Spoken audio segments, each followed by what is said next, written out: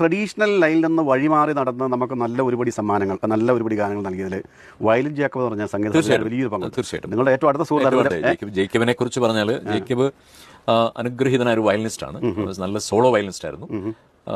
Angel വോയിസിലും അങ്ങനെയൊക്കെയുള്ള പ്രധാനപ്പെട്ട ഗ്രൂപ്പുകളൊക്കെ അദ്ദേഹം വായിച്ചിരുന്ന സമയത്ത് ഞങ്ങളന്ന് ഗാനമേളയ്ക്കൊക്കെ ഞങ്ങളൊക്കെ പാടുന്ന ഒരു സമയമുണ്ട്. അപ്പോൾ ആ സമയത്ത് ജേക്കബുമായിട്ട് ഇങ്ങനെ അസോസിയേറ്റ് ചെയ്തൊരു വലിയ സുഹൃത്തായിട്ട് മാറി. അപ്പോൾ അങ്ങനെ നമ്മളൊരു ക്രിസ്ത്യൻ ഡിവോഷണൽ 12 പാട്ട് ചെയ്യാനായിട്ട് പ്ലാൻ ചെയ്തപ്പം എൻ്റെ മനസ്സിൽ ജേക്കബിനെ കൊണ്ട് മ്യൂസിക് ചെയ്യിക്കാം എന്നുള്ളൊരു ഓർക്കസ്ട്രേഷൻ ചെയ്യിക്കാം എന്നുള്ളൊരു ചിന്ത എൻ്റെ മനസ്സിൽ വന്നു. അപ്പോൾ ജേക്കബ് ഇതുവരെ ഒന്നും ചെയ്തിട്ടില്ല, പാട്ടുകളൊന്നും ചെയ്തിട്ടില്ല. അപ്പോൾ ജേക്കബുമായിട്ട് ഇങ്ങനെ സംസാരിച്ച് ജേക്കബ് പറഞ്ഞിട്ട് ഞാനിത് ഒന്നും ചെയ്തിട്ടില്ല ഇതുവരെ ഓർക്കസ്ട്രേഷൻ, ഞാൻ ശ്രമിക്കാം, ശരിയായില്ലെങ്കിൽ ഒന്നും തോന്നരുത് എന്നൊക്കെ പറഞ്ഞാണ് തുടങ്ങുന്നത്. അങ്ങനെ ഗത്സമന എന്നൊരു കാസറ്റ്, അതിലെ ഓർക്കസ്ട്രേഷൻ, അതിലെ പാട്ടുകളുടെ ഓർക്കസ്ട്രേഷൻ എന്ന് പറഞ്ഞാൽ അന്ന് നാം അതുവരെ കേട്ടിട്ടില്ലാത്ത നിലയിലുള്ള ഓർക്കസ്ട്രേഷൻ ആയിരുന്നു. അതൊരു ഭയങ്കര ചേഞ്ച് ആയിരുന്നു. അങ്ങനെ ഒരുപാട് പാട്ടുകൾ പുള്ളി ഓർക്കസ്ട്രേഷൻ നടത്തി. അതിനുശേഷം പുള്ളി ഫാദർ തദേവ് സരവിന്ദത്ത് അദ്ദേഹത്തെ പിറന്നു.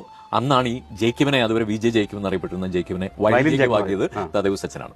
ജേക്കബിന്റെ കമ്പോസിങ്ങിനെ കുറിച്ച് നാം ചിന്തിക്കുമ്പോൾ അച്ഛന്റെ ഒരു സ്റ്റേറ്റ്മെന്റ്, ജേക്കബ് മരിച്ചു പോയതിനു ശേഷം അച്ഛനെ ഞങ്ങളിങ്ങനെ അമേരിക്കയിൽ വെച്ച് ഞാൻ സ്റ്റീഫൻ ഡേവിസ് എല്ലാവരുടെ ഒരു പ്രോഗ്രാം, അപ്പോൾ സ്റ്റീഫൻ അച്ഛനോട് ചോദിച്ചു, അച്ഛൻ എന്താ ഇപ്പോൾ പാട്ട് എഴുതാത്തെ, ഒത്തിരി പാട്ടുകൾ ഇപ്പം കാണുന്നില്ലല്ലോ. അച്ഛൻ അതിനും പറഞ്ഞ് മറുപടി കേട്ട് ഞങ്ങൾ അക്ഷരാർത്ഥത്തിൽ ഞെട്ടിപ്പോയി. അച്ഛൻ പറഞ്ഞത്, വയലിൻ ജേക്കബിന്റെ മരണശേഷം എനിക്ക് പാട്ട് എഴുതാൻ കഴിഞ്ഞിട്ടില്ല.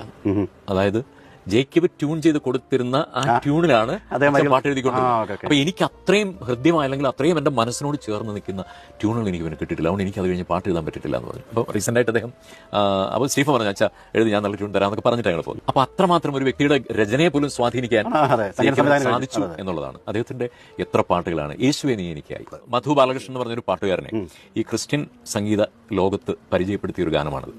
ആ പാട്ടിലൂടെയാണ് മധു പിന്നെ വളരെയധികം പോപ്പുലറായി തീർന്നത്. നമുക്ക് ആ പാട്ട് കേൾക്കാം.